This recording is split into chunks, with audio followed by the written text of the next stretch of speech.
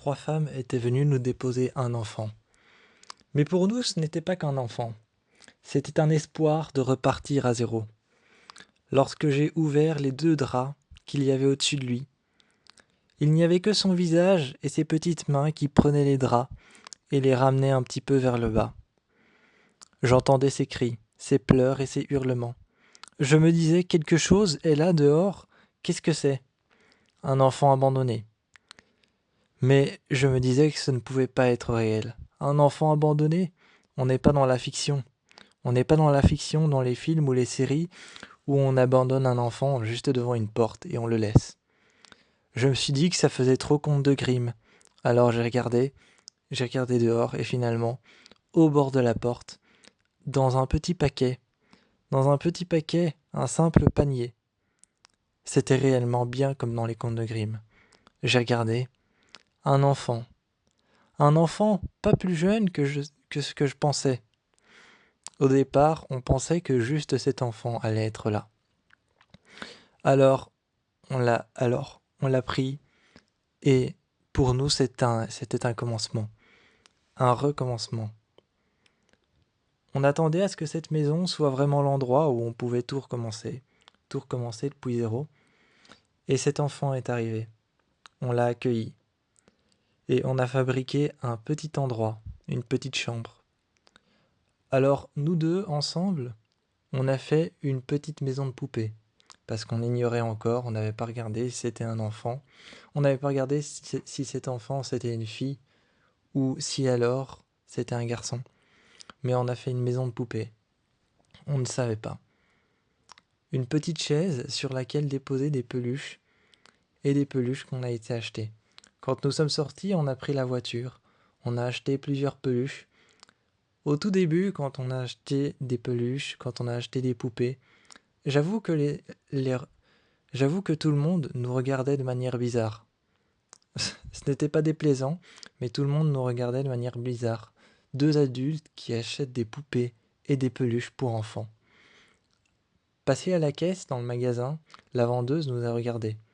Elle avait envie de nous poser cette question. Vous avez un enfant? Je l'ai regardée, mais finalement, elle n'a rien dit. Elle a tout scanné et elle a tout mis dans un sac.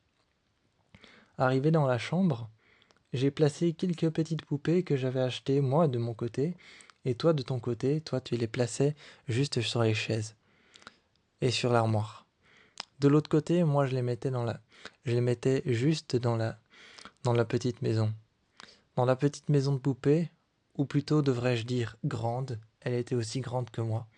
J'y mettais les poupées que j'avais achetées. Des petites en bois, toutes simples, avec lesquelles un enfant pourrait s'y amuser. On a regardé la chambre une fois terminée. J'ai fermé les rideaux, mais les rideaux étaient beaucoup trop noirs. Il fallait des rideaux d'une couleur beaucoup plus transparente, voire même des rideaux translucides, des rideaux qui pouvaient être transparents. Pas blancs, il ne fallait pas qu'ils soient blancs, mais d'une couleur un peu plus mauve, d'une couleur un peu plus rose ou alors mauve transparent, mauve pâle. Des couleurs des pétales d'une rose. Il fallait ce genre de rose ou ce genre de mauve. Mais on a opté pour un rose, finalement. Et une fois que la chambre était terminée, c'était comme si une partie de ce redépart avait déjà commencé. Puis le temps est passé, et l'enfant a eu 6 ans. Alors même si c'était un garçon, il acceptait cette chambre. Il acceptait la maison de poupée, acceptait les poupées et acceptait les peluches, acceptait la couleur qui l'entourait, et on a mis finalement, pour qu'il se sente un petit peu plus à l'aise, quand il avait 6 ans, il a voulu changer les couleurs de ses murs. Ces murs étaient d'un rose pâle, un rose pâle presque gris, mais il a voulu changer la couleur, et on en est arrivé à une couleur chair, grise.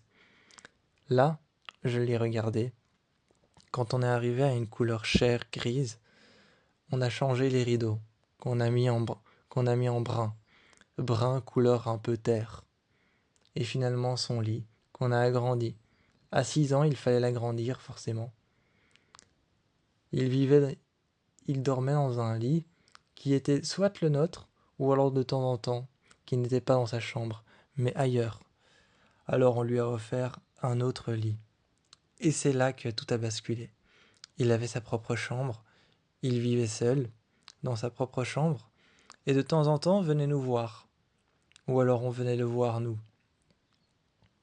C'était comme s'il était dans sa bulle de son côté, pendant que nous, on vivait. On vivait dans la maison. On allait dehors, on prenait la voiture, il apparaissait à la fenêtre quand on regardait et qu'on ouvrait la portière de la voiture. Un petit peu comme s'il vivait sa vie tout seul. Il n'était pas déjà autonome, mais un jour on a fait venir un médecin. Parce qu'on était sûr qu'il était peut-être autiste, qu'il vivait dans sa bulle et que peu importe l'endroit où il se trouvait, il trouverait toujours une manière de vivre seul. De vivre seul à part plutôt que seul. Le bon mot, c'était à part. Il vivait à part de notre monde à nous. Alors il nous considérait comme ses parents, oui, mais il était complètement à part. Il n'avait pas, il n'avait pas l'envie de manger avec nous, il n'avait pas l'envie de passer du temps avec nous, ou alors de sortir, d'aller dehors juste au moment où nous on était dehors. Il n'avait pas l'envie de nous, il n'avait pas l'envie de nous pousser, il n'avait pas l'envie de nous pousser à dire oui pour qu'on aille quelque part.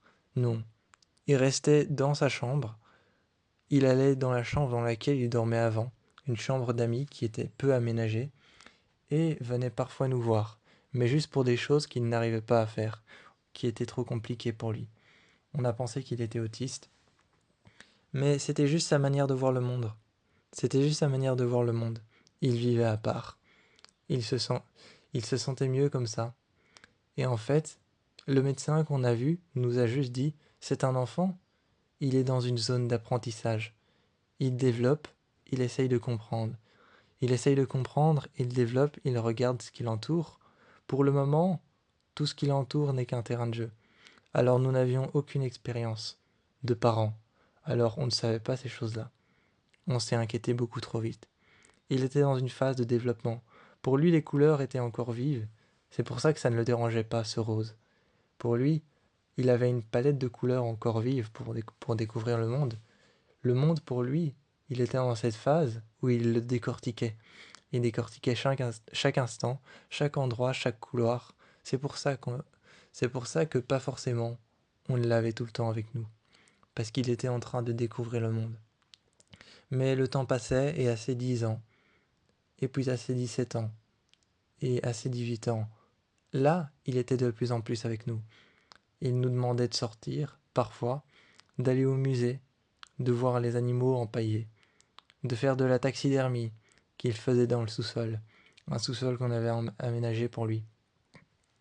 Un sous-sol qu'on avait aménagé pour lui, et il me remontait parfois avec ses instruments chirurgicaux. Mais on lui disait, tes instruments chirurgicaux? Non, c'est en bas. Et parfois il remontait avec une pince sur laquelle il y avait encore un poil d'animal, de son pelage, et un peu de sang. Et il remontait avec un œil de verre, et on lui disait, non, tout ça c'est en bas. On arrivait à poser des règles et à lui parler et à lui dire, ce que tu aimes faire, c'est en bas. Et parfois il nous demandait autre chose. Mais c'était comme ça que ça devenait. Chaque année avait sa différence. Quand il était jeune, il décortiquait tout et vivait à part de comme nous on vivait. Quand il était plus âgé, 6, 7 ans, il vivait dans un monde où il nous demandait de faire des choses, ou alors où on devait faire les choses avec lui. Et quand il a fini par avoir une dizaine d'années, là, il a commencé à avoir sa propre vie. Une vie de taxidermiste, où il nous demandait de faire des choses, d'aller au musée et de voir les animaux empaillés sous les vitrines, les vieilles vitrines poussiéreuses. Et c'est là qu'on a compris que finalement, c'était une simple phase de développement. Mais il était quelque chose en plus pour nous, un nouveau départ.